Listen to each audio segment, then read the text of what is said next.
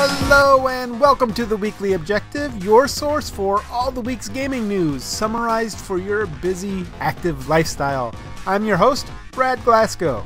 On today's Objective, we'll talk about The Witcher coming to Netflix, the South Park game gets a release date, and we'll talk about the reception for The Surge. But first, the big news of the week is Destiny 2. Cora, if you tell me this is a practical joke, well, it kills me to say it, but I would be really impressed. Impressing you, Cade, is the easiest thing I'll do all day. Bungie held a streaming event where they showed off the cinematic and gameplay trailer for the upcoming MMO first-person shooter. In what was a little bit of a surprise move, Destiny 2 will be using Blizzard's Battle.net service for matchmaking. But they're both owned by Activision, so that's not too big of a surprise. For those of you who are like me, who are exclusive to the PC, the news is not all good.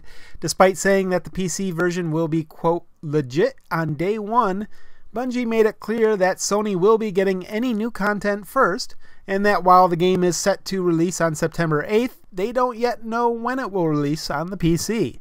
Also, there are no dedicated servers for the PC, and they have not outsourced the PC port, but have instead partnered with another company that is doing it for them. I'm not sure how that works.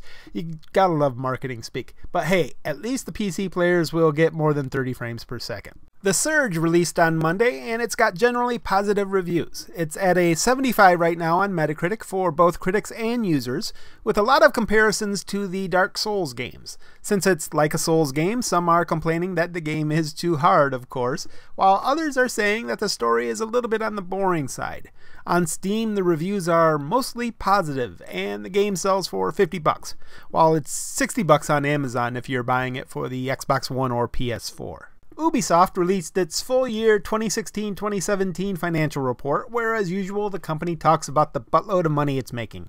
Interestingly, 50% of its sales are coming from digital. More interesting, however, is the revelation that they are working on Far Cry 5. All we have is a logo right now though, so maybe we'll find out more at E3. In other Ubisoft news, they announced the release date of South Park: The Fractured But Whole, which will appear on October 17th. Those of you that have followed me for a while now know that I'm a big fan of South Park, and the Stick of Truth was absolutely brilliant. Normally, I would say you should never pre-order games, but if you haven't played the Stick of Truth and you're a fan of South Park, you can get it for free when you pre-order The Fractured But Whole. Highly recommended. I already let you dual class, there's nothing left to talk about. Over 3 million of you did buy your game, and we are extremely happy about it that so many of you enjoyed it, so thank you. Don't Nod Entertainment, the team behind Life is Strange, made a video to thank fans after learning that they have sold 3 million copies of their adventure game. They also announced that they are working on a new Life is Strange game, though they have no gameplay footage and no details. They did say that it will not appear at E3 this year, so it looks like we're going to have to wait a while before we see anything from them. Those of you who have been following me on Twitter know I've been wrapped up in The Witcher 3 for the past couple of weeks, and so I was very excited to learn this week that they've announced a Witcher TV series that is now in production for Netflix. Yay!